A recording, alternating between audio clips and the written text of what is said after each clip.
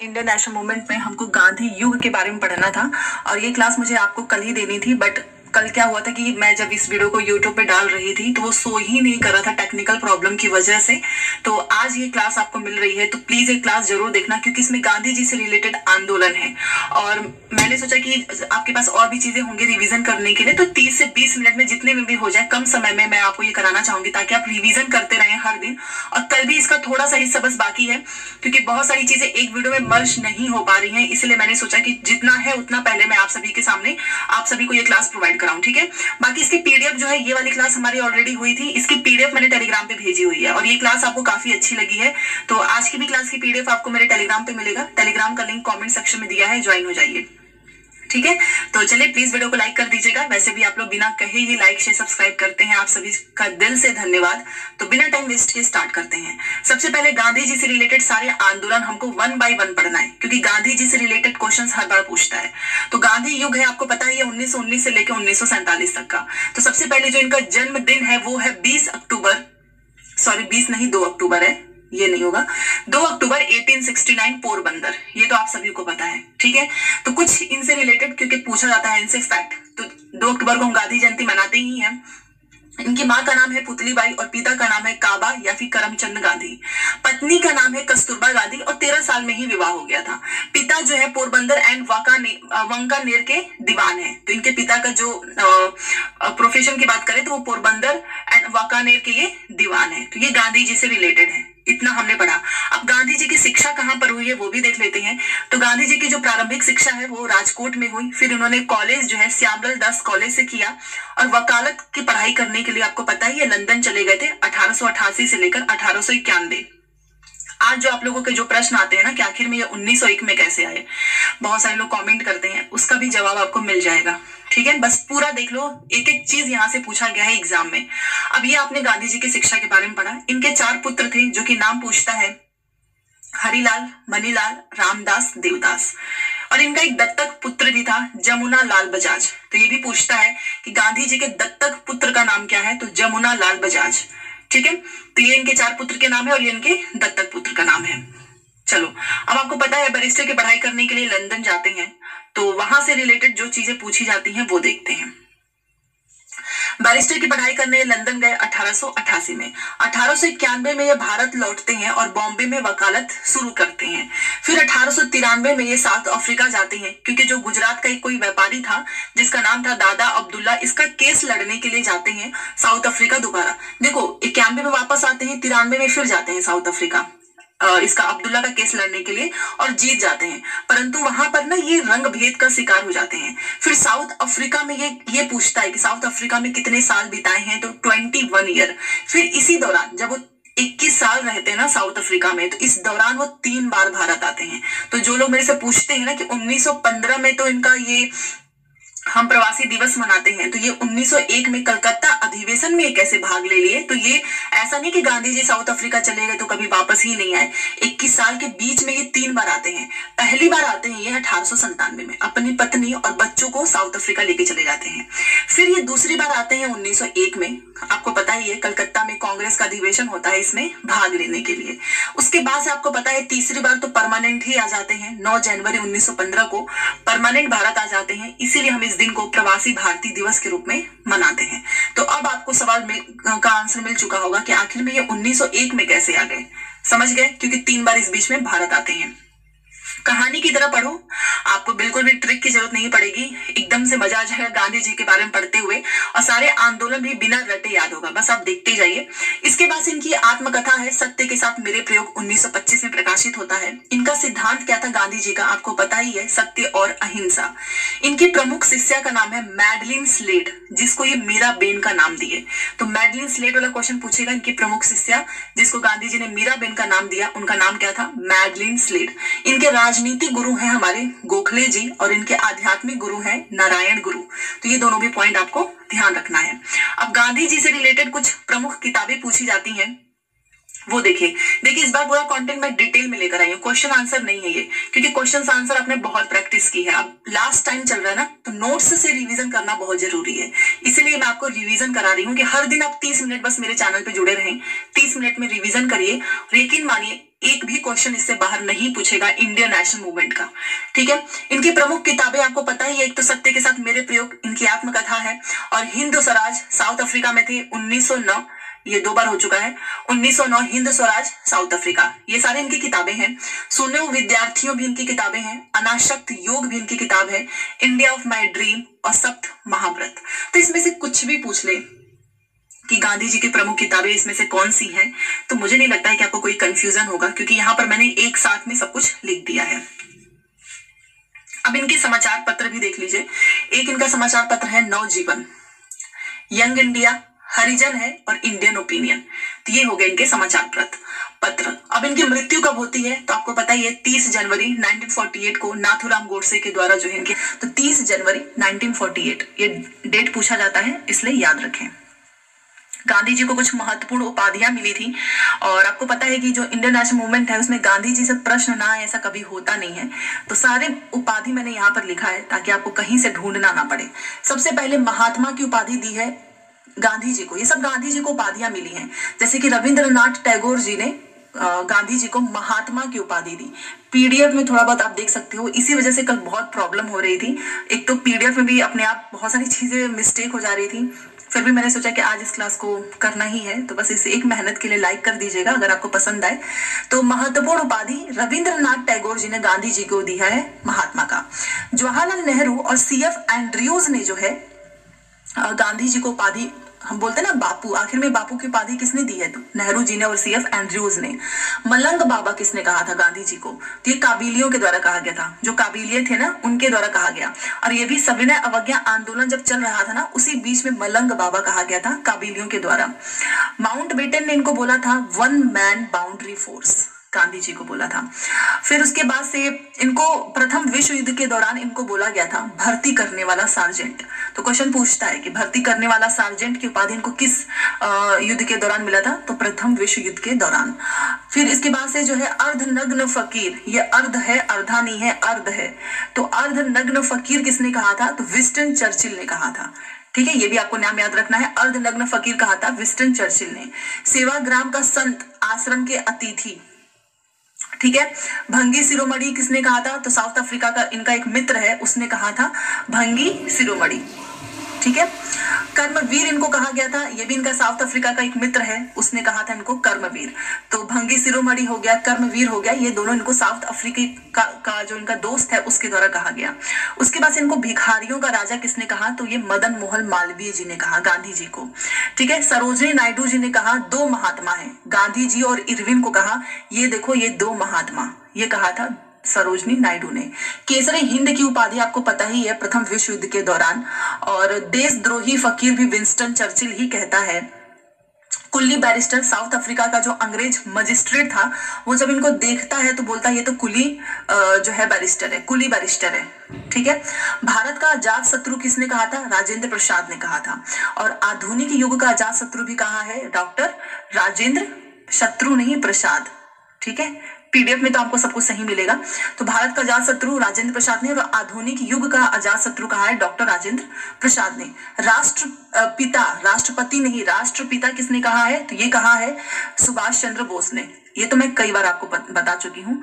देखो, एक है आपका राष्ट्रपिता, एक है महात्मा। तो राष्ट्रपिता आप याद रखिएगा क्योंकि हम सुभाष चंद्र बोस जी को नेताजी के नाम से जानते हैं, और नेता में आपका आता है ता, तो ये ता और राष्ट्रपिता समझ सकते हो ना, तो दोनों का कनेक्शन, ताकि आपको भूले ना कि महात्मा किसने कहा है, राष्ट्रपिता किसने कहा है, इसमें कंफ्यूजन नहीं होना चाहिए।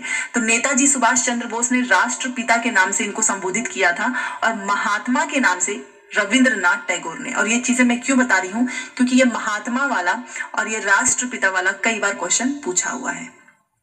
तो नेता का तो से आप याद, राष्ट्रपिता याद रख लीजिएगा, और महात्मा तो याद ही हो जाएगा रविंद्रनाथ टैगोर।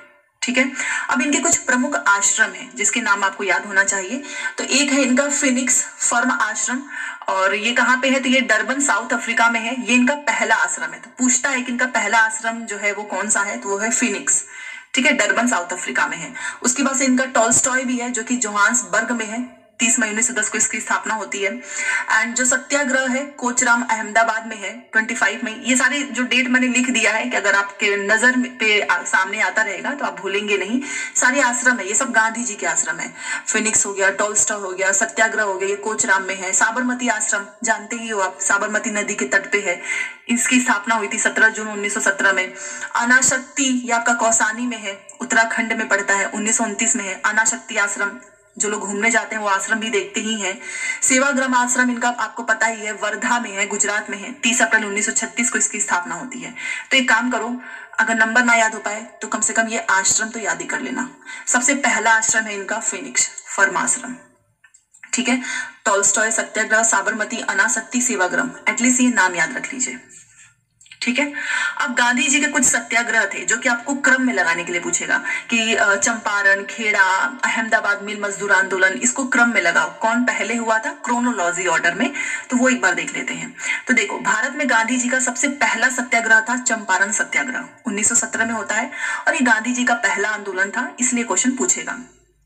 आखिर में स्टार्ट कैसे हुआ? तो 1917 में राजकुमार शुक्ला, आपको पता ही है, किसानों की समस्या उठाते हैं। 1916 का जो लखनऊ अधिवेशन था ना, मैंने आपको बताया था, वहीं से इस पे चर्चा होती है। तो जैसे ही किसान की समस्या उठाते हैं तो बेलवा कोठी का जो मैनेजर था मिस्टर एमएन ने गिरफ्तार करके जेल भेज दिया 18 दिन के लिए। उसके बाद से चंपारण 3 कठिया प्रथा, इसीलिए तो विवाद चल रहा था ना, 3 उस भाग पे जो है नील की खेती की जाती थी। और आप जानते हो कि नील की खेती अगर किसी आप जमीन पे कर रहे हैं तो वो जमीन धीरे धीरे बंजर हो जाएगा, ये आप सभी को पता है। बट इसका फायदा तो अंग्रेजों को हो ही रहा था, इसीलिए जबरदस्ती करवा रहे थे। ये कहानी तो आपको पता ही होगी। तो चंपारण 3 कठिया प्रथा इसीलिए कहते हैं इसको, 3/20। नील की खेती आपको पता ही है, इसका नकदी फसल होता है और यूरोप में इसकी काफी मांग थी, काफी आमदनी, काफी पैसे कमा रहे थे ये सब। लेकिन नील की खेती से जमीन बंजर हो जाता है, इसीलिए इसका विरोध हो रहा था, ठीक है, चंपारण। बट आपको पता ही है सफलता कब मिलती है, जब गांधी जी इसमें शामिल होते हैं और गांधी जी फाइनली जो है राजकुमार शुक्ल की इनविटेशन को स्वीकार करते हैं। ये इनको लेने जाते हैं ट्रेन से, फिर ये वापस आते हैं, गांधी जी इनके साथ आते हैं बिहार में और फिर जाकर जो है ये गांधी जी का जो चंपारण सत्याग्रह है ये सफल होता है। तो गांधी जी जो है जब बिहार में आते हैं ना तो कुछ लोगों से मिलते हैं, तो वो नाम आपसे पूछता है क्योंकि ये बिहार से संबंधित है। तो बंदर बगीचा में किसका घर है? राजेंद्र प्रसाद का घर। तो क्वेश्चन पूछता है कि बंदर बगीचा में वो किसके घर जाते हैं? तो राजेंद्र प्रसाद के घर जाते हैं। सिकंदर मंजिल में मौलाना मजहर उल हक का घर है, जिसके साथ ये लंदन में पढ़ाई किए थे, तो इनके घर जाते हैं। बेसिकली क्वेश्चन पूछेगा कि बंदर बगीचा में किसका घर है और सिकंदर मंजिल में, जिससे गांधी जी मिलते हैं। तो ये दोनों नाम इसलिए आपको याद रखना है, ठीक है। अब देखो, ये चंपारण तो ऐसे होता नहीं है सफल, आपको भी पता है, इसके लिए एक कमेटी बनती है। तो चंपारण का जो चंपारण सत्याग्रह को सफल बनाने के लिए चंपारण एग्रीगेरियन कमेटी बनती है, जिसमें गांधी जी भी शामिल होते हैं। और इसी आयोग की अनुशंसा पर जो 3 कठिया प्रथा है इसको समाप्त किया जाता है। और मतलब ये अनुशंसा पे 3 कठिया प्रथा को समाप्त करते हैं और अवैध वसूली का 25% वापस किया जाता है। तो इस तरीके से भारत में गांधी जी का ये पहला सफल सत्याग्रह होता है और यहीं पर रविंद्रनाथ टैगोर ने गांधी जी को महात्मा की उपाधि दी। तो क्वेश्चन पूछता है कि आखिर में इनको महात्मा की उपाधि कब मिलती है? तो चंपारण सत्याग्रह में रविंद्रनाथ टैगोर जी के द्वारा। तो इस तरीके से चंपारण से कुछ भी आपसे पूछेगा ना, आप सारा बता दोगे। अब चलो, ये तो इनका पहला था सफल सत्याग्रह। इसके बाद होता है इनका खेड़ा के बाद होता है अहमदाबाद मिल मजदूर आंदोलन। तो इस क्रम में याद रखना ताकि क्रोनोलॉजी लगाने में आसानी हो। अब देखो, नील की खेती से संबंधित था क्योंकि अत्याचार किया जा रहा था, जबरदस्ती 3 कठिया जिसको हम बोलते हैं, क्योंकि वैसे भी नील की खेती से आपको पता ही है जमीन बंजर हो जाती है। उसके बाद से ये स्टार्ट होता है खेड़ा जगह कहाँ पे है? तो आपको पता ही होगा, गुजरात में है। ये आखिर में क्या था? तो खेड़ा सत्याग्रह जो है 1918 में होता है। डेट याद रखना, 1918 में हुआ। उस समय क्या हुआ ना कि भीषण अकाल हुआ, पैदावार भी कम हो गया और किसानों की आय भी कम हो गई। फिर भी अंग्रेज जो है ना जबरदस्ती वसूली करते थे। एक तो ऐसे अकाल जो है आ चुका है, पैदावार हो नहीं रहा है, फिर भी अंग्रेजों की वसूली कम नहीं हो रही है। तो इस तरीके से आम जनता में ना काफी असंतोष आ गया। वो गुस्से में पागल हो गए कि भाई मतलब अनाज हो नहीं रहा है, हम कहाँ से वसूली का पैसा तुम्हें देंगे। तो ये हो गया। तो इसलिए फिर इन लोगों ने संपर्क किया। तो इसमें गांधी जी से, और कि गांधी जी का उस समय ये पता भी था कि इनका जो चंपारण वाला है वो सफल हो चुका है। तो इसमें लोग जुड़ते हैं गांधी जी, विट्ठल भाई पटेल, नरहरि पारेख, महादेव गोसाई और इंदुलाल याग्निक।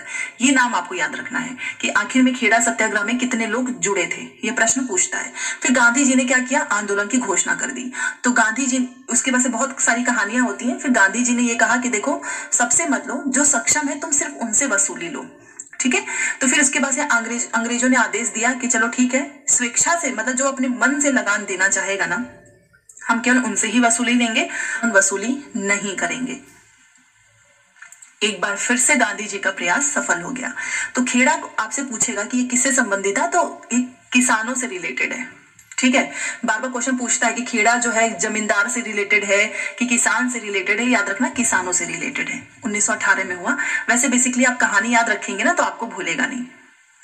अब इसके बाद से फिर से इनका दूसरा सफल सत्याग्रह हो जाता है। देन आता है अहमदाबाद मील मजदूर आंदोलन, और ये नाम से ही पता है मजदूरों से रिलेटेड है, 1918 में होता है। अब स्थान कहाँ पे है, गुजरात में है। 1916 से लेकर 1918 तक आपको पता ही है, आपको क्या पता होगा, मतलब उस समय की प्लेग की जो महामारी है वो फैल जाती है। तो अब जानते ही हो, जैसे कोरोना हुआ था कि बहुत सारे मजदूर मुंबई कहीं भी रह रहे थे, वो सब कोरोना में आपने देखा होगा कि एक जगह सब लोग बंद हो गए थे। उसके बाद से जैसे ही लॉकडाउन खुलता है सब अपने अपने घर आ जाते हैं। उसी तरीके से वहां पर भी हुआ, प्लेग महामारी फैलती है तो मजदूर अपने प्रदेश लौट जाते हैं।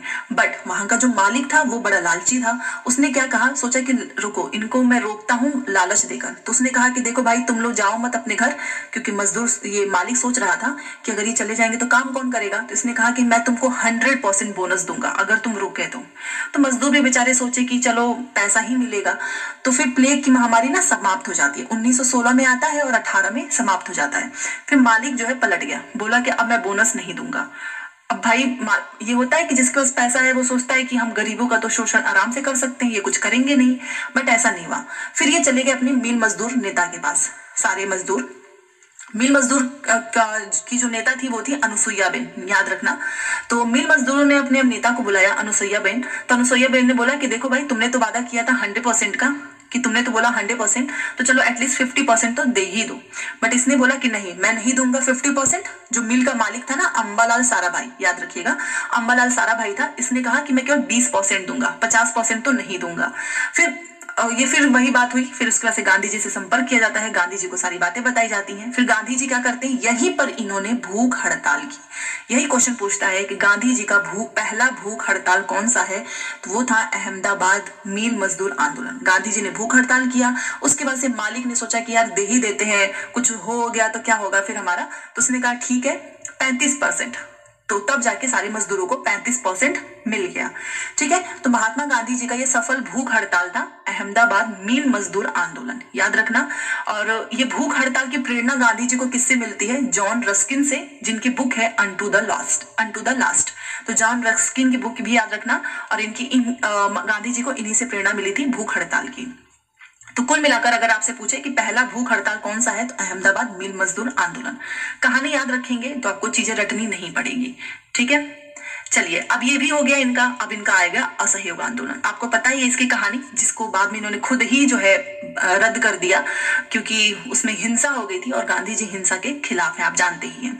तो असहयोग आंदोलन शुरू होता है 1 अगस्त 1920। जो डेट मैं लिखती हूँ ना, उसको याद रखना।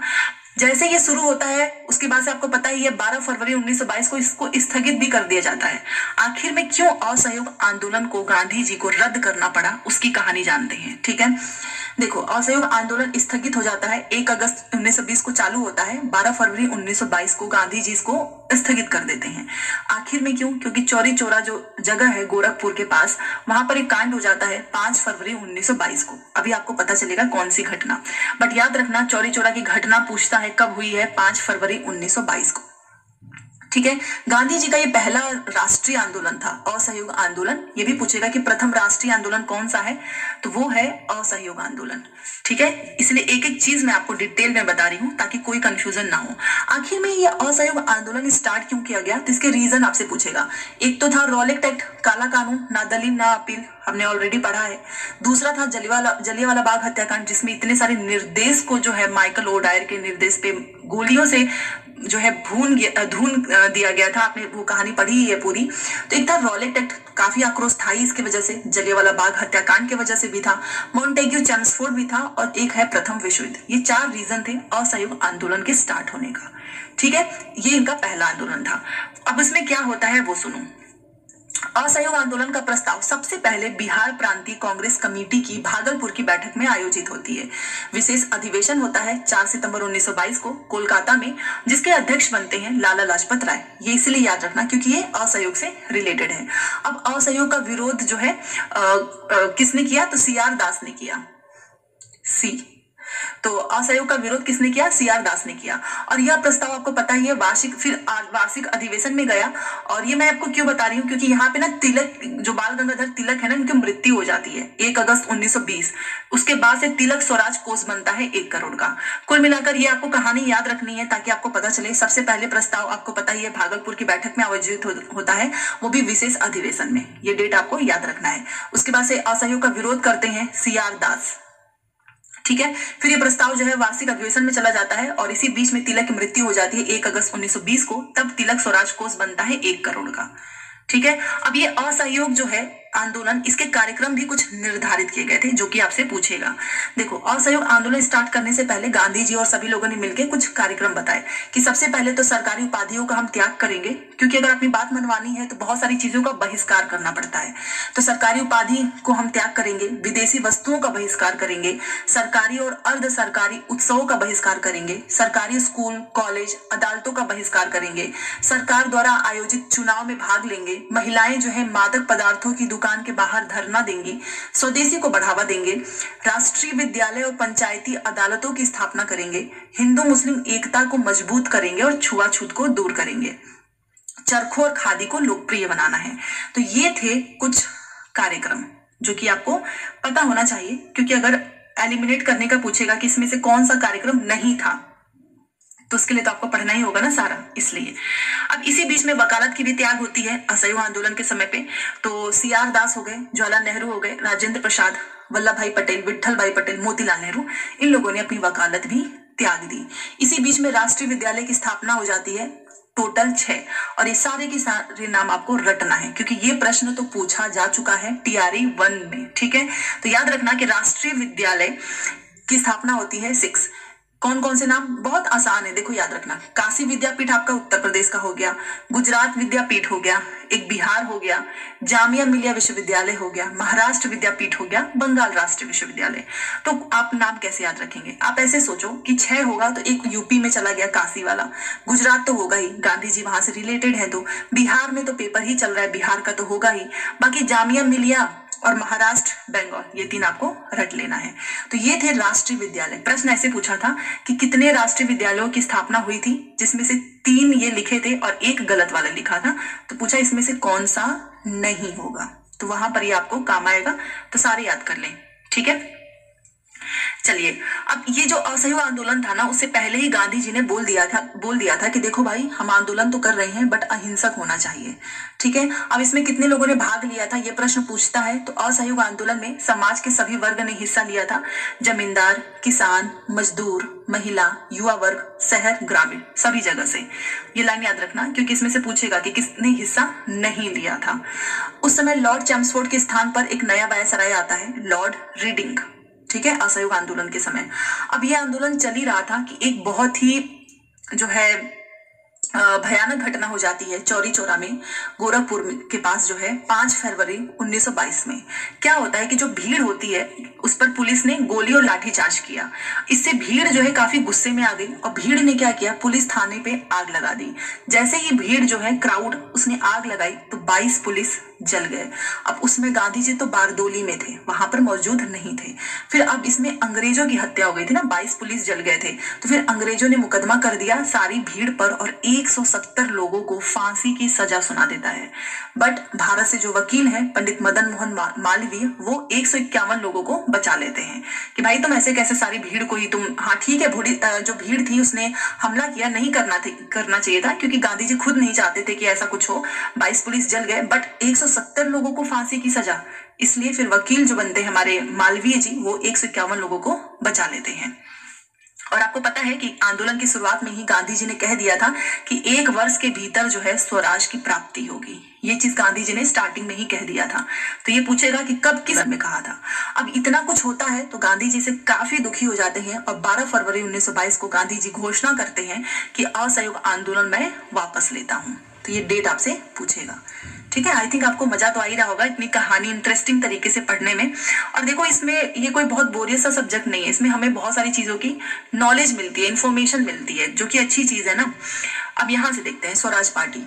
अब ये सारी चीजें हो ही रही थी क्योंकि 1922 में तो ये इसको स्थगित कर देते हैं। उसके बाद से स्वराज पार्टी का गठन होता है 1923 में, याद रखना 1923 मार्च में। अध्यक्ष बनते हैं सीआर दास, सचिव बनते हैं मोतीलाल नेहरू और इसमें प्रमुख सदस्य आते हैं विठल भाई पटेल, श्रीनिवास अयंगर, एनसी केलकर। इस समय कांग्रेस जो है 2 भागों में टूट जाता है। एक बनता है नो चेंजर। नो चेंजर का मतलब चुनाव में हम भाग नहीं लेंगे, जिसमें थे राजेंद्र प्रसाद, सरदार वल्लभ भाई पटेल, सी राजगोपालाचारी, इंदुलाल याग्निक। दूसरे थे प्रो चेंजर, जो बोलते हैं कि हम चुनाव में भाग लेंगे। तो ये आपको याद रखना है। इसके बाद से आपको पता ही है कि गांधीदास समझौता में स्वराज पार्टी का विलय हो जाता है कांग्रेस में, ठीक है। ये वही है कि हम कुछ लोग चुनाव में जाते हैं, फिर कांग्रेस में ये चुनाव जीत भी जाते हैं, फिर इसका विलय हो जाता है, जिसको हम बोलते हैं गांधीदास समझौता। तो ये सारे नाम आपसे पूछे जाते हैं, ठीक है। चलो, अब यहाँ पर गांधीदास समझौता हो जाता है 1924 में, क्योंकि गांधी जी नहीं चाहते थे कि सब अलग अलग रहें, एक जगह रहेंगे, यूनिटी रहेगी, तभी जाकर कोई भी चीज सक्सेस हो पाएगी। तो 1924 में, उसमें वो जेल में थे गांधी जी, आपको पता ही है। तो बट खराब सेहत के कारण इनको जेल से छोड़ दिया जाता है और सीआर दास गांधी जी के बीच, मतलब सीआर दास और गांधी जी के बीच में समझौता होता है और स्वराज पार्टी का कांग्रेस में विलय हो जाता है। तो बस यही कहानी है गांधीदास समझौता की और ये डेट आपको याद रखना है। अब एक हमारा मोस्ट फेमस जो टॉपिक है साइमन कमीशन, जिसकी वजह से जिसको नारा दिया जाता है साइमन गो बैक, ठीक है, काले झंडे दिखाए जाते हैं। क्वेश्चन पूछेगा कि आखिर में साइमन कमीशन की नियुक्ति कब होती है? 1927, और ये भारत आता है 1928। यहीं पे मेजर ट्विस्ट है क्योंकि दोनों ऑप्शंस लिखता है। बहुत सारे लोगों को ये पता ही नहीं है कि आखिर में ये साइमन कमीशन और नियुक्ति और भारत आना दोनों अलग अलग चीज है, दोनों की डेट भी अलग है, ठीक है। तो साइमन कमीशन की नियुक्ति होती है 27 में और ये भारत आता है 3 फरवरी 1928 में। भारत आता है, जैसे ही मुंबई पहुंचता है लोग हड़ताल कर देते हैं, इसको काले झंडे दिखाते हैं और नारा लगाते हैं साइमन वापस जाओ, साइमन गो बैक। आखिर में ऐसा क्यों होता है? क्योंकि जो कमेटी बनती है ना, इसमें सारे के सारे अंग्रेज थे। भाई तुम हमारे लिए फैसला ले लोगे और इसमें कोई भारतीय ही नहीं है, ऐसा कैसे हो सकता है? इसीलिए इसके लिए जो है आंदोलन चलता है। भारतीय राष्ट्रीय कांग्रेस का वो अधिवेशन कौन सा था? तो वो था दिसंबर 1927 मद्रास, वहां पे इसकी अधिवेशन चल रहा था, जिसके अध्यक्ष थे डॉक्टर एम.ए. अंसारी। तो क्वेश्चन पूछेगा कि साइमन कमीशन के समय कांग्रेस का अधिवेशन कहाँ पे हो रहा था? मद्रास में। अध्यक्ष थे डॉक्टर एम.ए. अंसारी। इसका विरोध क्यों हुआ? क्योंकि इसमें 7 सदस्य थे और सभी अंग्रेज थे, ठीक है, इस वजह से। बाकी इसमें क्या होता है, यहाँ पर देखिए, इसी साइमन कमीशन को हम श्वेत कमीशन के नाम से भी जानते हैं। अलग अलग जगह पे इसका विरोध हो रहा था, मुंबई, दिल्ली, लखनऊ, पटना, कोलकाता, उड़ीसा, कराची, लाहौर में भी इसका विरोध हो रहा था। और लाहौर में जो विरोध कर रहे थे वो थे हमारे लाला लाजपत राय। बट अनफॉर्चुनेटली यहाँ पर लाठी, बुरी तरीके से इनको लाठी से पीटा जाता है और इनकी मृत्यु हो जाती है 17 नवंबर 1928 में, जिसकी स्टोरी मैंने आपको पहले सुनाई हुई है, जिसका बदला लिया जाता है भगत सिंह जी के द्वारा, ठीक है, ये तो आपको पता ही होगा।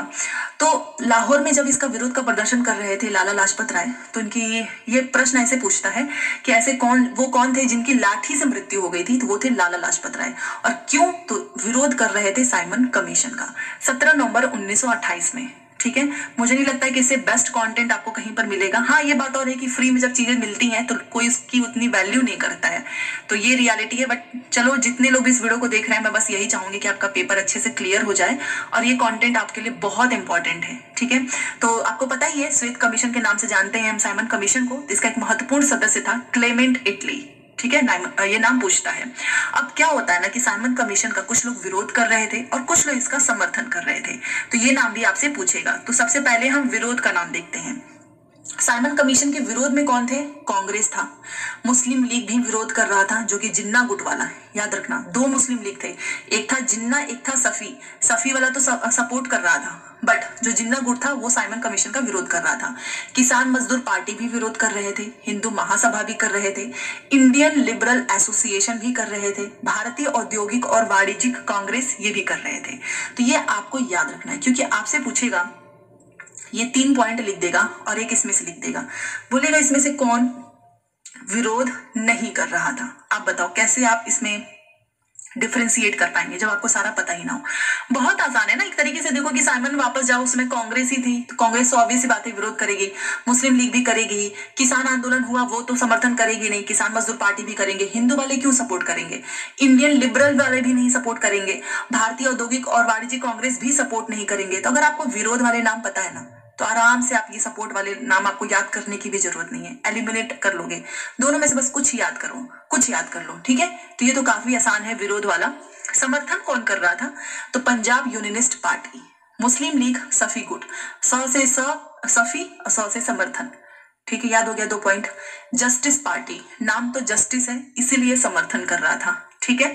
अखिल भारतीय छूत संगठन और केंद्रीय सिख संगठन, ये साइमन कमीशन का समर्थन कर रहे थे। तो कुल मिलाकर हमने 30 मिनट में जितने इंपॉर्टेंट आंदोलन थे वो कर लिया है। 2 अभी बाकी है, एक हमारा सविनय अवज्ञा आंदोलन है और गोलमेज सम्मेलन है, प्रथम द्वितीय तृतीय एंड प्रथम और विश्व युद्ध। बस इतने टॉपिक बाकी हैं, तो कल हमारा ये कंप्लीट हो जाएगा। तो 30 मिनट, क्योंकि आप लोग बोलते हो कि ज्यादा लंबी क्लासेस मत लेकर आओ, तो मैं क्या करूं, अगर आप बोल दें कि आप लंबी क्लासेस लेकर आए तो वो मैं कल जो है लंबी क्लास ही लेकर आऊंगी, क्योंकि 11-12 इसके बाद से क्लास नहीं होगी, उसके बाद से तो आपका पेपर ही है, ठीक है। तो प्लीज मुझे बताना कि कल हम क्या 1 घंटे की क्लास कर सकते हैं या नहीं, क्योंकि आप जैसा बोलते हो मैं वैसा ही करती हूँ। और प्लीज आप सभी से एक रिक्वेस्ट है, अगर आपको क्लास पसंद आए ना तो लाइक शेयर एंड सब्सक्राइब जरूर कीजिएगा, ठीक है। मिलते हैं नेक्स्ट क्लास में। और हाँ, पीडीएफ आपको टेलीग्राम पे मिलेगा, टेलीग्राम पे ज्वाइन हो जाओ डिजिटल जीके क्लासेस के नाम से, या फिर कॉमेंट सेक्शन में आप देख सकते हो मैंने पिन किया हुआ है, ठीक है। चलिए मिलते हैं नेक्स्ट क्लास में। Thanks for watching.